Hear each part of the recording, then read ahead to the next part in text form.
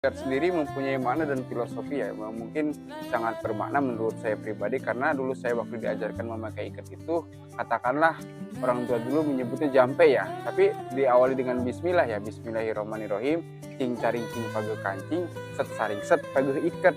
Jadi ikat barang bang semplak itu dulu dipakainya oleh para anak muda atau jagabaya ya, kalau bahasa sekarang mungkin bisa dikatakan jawara, para jagabaya. Nah ini mempunyai makna atau filosofi barang bang semplak itu seperti kalapa ini ya, kalakai kalapa yang semplak. Terus kenapa harus bolong? Karena kita itu anak muda itu harus banyak menerima ilmu masukan dari siapapun.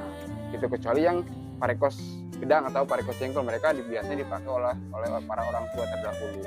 Terus kenapa di barang bang semplak karena kalapa? Maksudnya karena kalapa itu kala itu waktu, pak itu tempat. Jadi sedang menceritakan ruang dan waktu atau tempat.